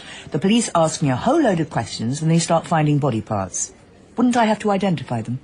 Yeah, but if everything's burnt beyond recognition... Very convenient. For the killer, if they want to conceal who the real victim is... Obviously, Greg Marchmont would have tried to cover his tracks. I just don't buy it. I don't believe Greg is a psychopathic killer. He screwed up his life. All he wanted to do was make it up to his wife and kids. How did Superintendent Salisbury describe the murderer to you? An attention-seeking showman. And I said to you, what if it's an attention-seeking show woman? You've really got it in for Sam Noakes. I've never even met the woman. But if you recall, we dismissed her as a suspect because she didn't have a reason to kill Martin Earnshaw. But we know Earnshaw's not dead, and she did have a very complicated history with Greg Marchmont and Ed Faraday. I can see where this is leading. Maybe you shouldn't make that tip-off call to the police until you've had a chat with her. While in Brighton, Citizen's Arrest was based in a well-appointed hotel. The last time I'd been there, D.I. Noakes talked down to me like a not-too-bright schoolboy, so I bowled up expecting to be thoroughly patronised. Is this déjà vu? I'm here about the Earnshaw case. I thought I told you last time. I know what you're thinking. Psychic too. But I really do have some information. No offence, Charles. A prefix that always means the complete opposite. But maybe I didn't make myself clear. I think you did. Then you won't mind my asking why you're back? I'm a glutton for punishment. Have you heard from Greg recently? That's not information, it's a question. Humour me. As far as I know, D.S. Marchmont's still on sick leave. She was cool as a cucumber, not a flinch. Then again, whoever was behind this murder would have to be pretty detached. Am I allowed to ask if you've heard from Ed Faraday lately? Just the odd email? Odd? As in occasional? Again, not a twitch to give away a sense of unease or discomfort. Enough questions. You say you've got information about the Earnshaw case, and I'm running out of time. When the first body parts started turning I'm up... running out of patience, Did too. Chloe Earnshaw have to identify them? Yes, she came to the morgue. Not that there was much to identify, but she recognised his watch. It was a fake Rolex he bought when they were in Hong Kong. How long did she spend looking at it? I don't know. It was a pretty grisly experience. Can you imagine what sort of a state it was in? So she didn't hold the watch? Evidence in a murder case? I don't think so. There are an awful lot of fake Rolexes out there. Are you suggesting someone planted false evidence? I'm just saying it's possible. OK, that's it. Enough's enough. If you've got any real information about this case, spit it out. Otherwise I'll arrest you for wasting police time. They're not Martin Earnshaw's arms. Oh, really? They're not his legs, either. Or, for that matter, his torso. I take it you've got proof to support this statement? Only that I was drinking whiskey with him yesterday and he was definitely in one piece. If that's true, you better tell me where he is now. Before I do, I need to ask you one more question in the expectation that you're probably going to bawl me out. Go on. When you went off with Ed Faraday, Greg fell apart pretty badly, am I right? Well? From what he told me, he was neglecting his duties at work and made some serious mistakes. For which he was formally disciplined. But not fired. No. You look surprised. A lot of coppers would have been out on their ears after that. What saved Greg? Somebody up there liked him? God? Only in his own mind. For a brief moment, the mask slipped, and Detective Inspector Noakes smiled at her indiscretion. We both knew the senior officer she was referring to, and in that moment, a tangle of loose ends began tying up in my mind. Now, I think you'd better tell me where I can find Martin Earnshaw. As soon as I had told her, I intended to anonymously tip off the police about the bodies at Greg's flat. That was my intention. Then I remembered the hotel's rooftop bar.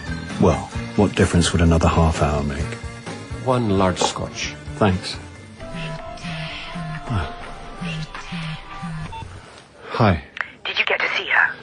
Yes, I've just left. How did you get on? Well, we've been barking up the wrong tree. Damn!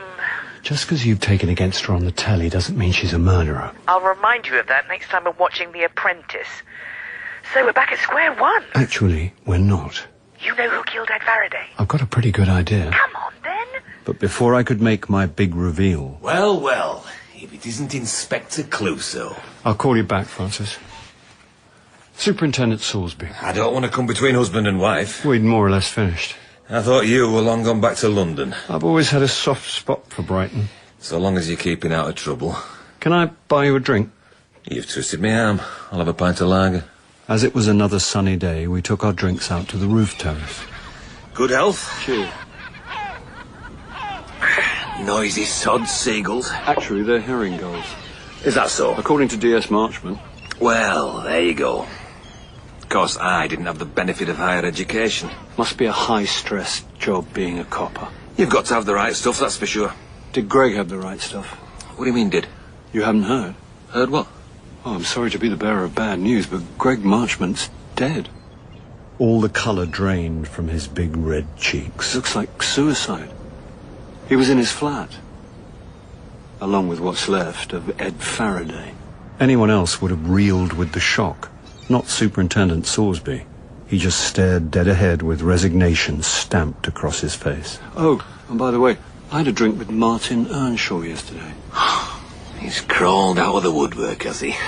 That's bloody typical, that is. You wait all day for a corpse to rise from the dead and then two more come along at once. You'll forgive me if I don't laugh. So, what got you to this point, Sherlock? Greg told me all about the affair with Sam Noakes and the split with his wife, but something he said lodged in my mind. Go on. He said you had him where you wanted him. At the time, I thought he meant he couldn't say no to overtime. Now I realise he was your clean-up man. Don't stop now. When he started screwing up at work, he should have been fired, but someone stepped in and saved him. Suddenly, Greg owed you one, and you were out for revenge on Ed Faraday. Oh, was I? He must have been a too clever by half thorn in your side. Faraday was an aggravated hemorrhoid on the backside of life. And as his senior officer, the minute he overstepped the mark, you gave him the boot. Yeah, that day had been a long time coming. But then he turns up on telly along with smart-ass Sam Noakes, celebrity coppers coining it. I tell you what pissed me off. 30 years in the job, and those two end up the public face of police work. It's an insult to all hard-working officers. So when Martin Earnshaw went missing, you saw your chance to humiliate them in public. Oh, you've missed your vocation. I did a pretty good job of outwitting you too, although it was a stroke of luck you getting arrested by that special constable. You were the limping tramp. You're an amateur detective. I'm an amateur actor. Don't give up the day job. Ditto. So when you said the murderer was an attention-seeking showman... As Citizen's Arrest has turned crime into showbiz, I wanted a piece of the action. Shall we have another drink before you hand me over to Sam Noakes? I think I'll pass this time. Yeah, that'll be a first.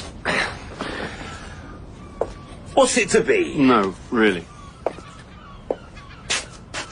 Herringles, you say? What are you doing?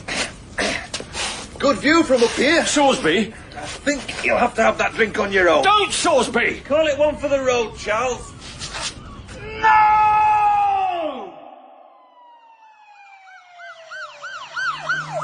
The Earnshaw case rang the death knell for Citizen's Arrest, and as audience figures plummeted, the show was pulled, the one bit of good to come out of Sorsby's legacy. Last I heard, Chloe had been nicked for wasting police time. Back in London, Francis and I agreed to defer our anniversary celebrations till our 40th, if we made it. Till then, it was business as usual.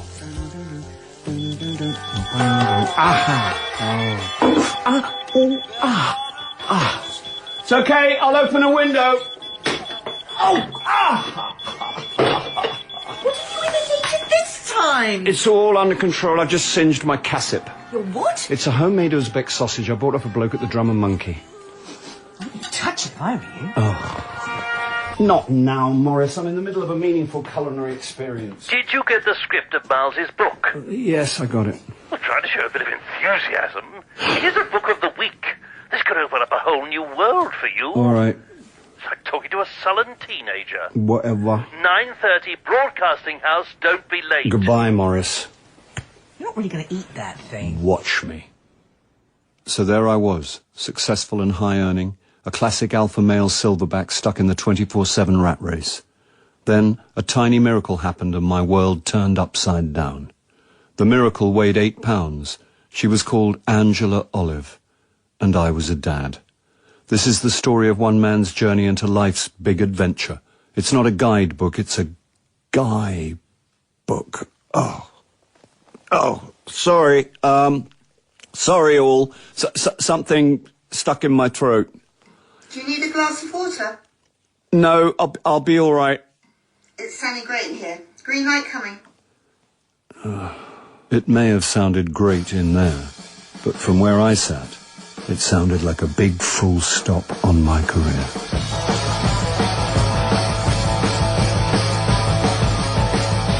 In A Reconstructed Corpse, Charles was played by Bill Nye, Francis by Suzanne Burden, and Morris by John Glover. Chloe Earnshaw was Francine Chamberlain, Superintendent Sorsby, Gerard McDermott, Samantha Noakes, Adjoa Ando, and Martin Earnshaw, James Lely. A Reconstructed Corpse was written by Jeremy Front and based on the novel by Simon Brett. The director was Sally Abens.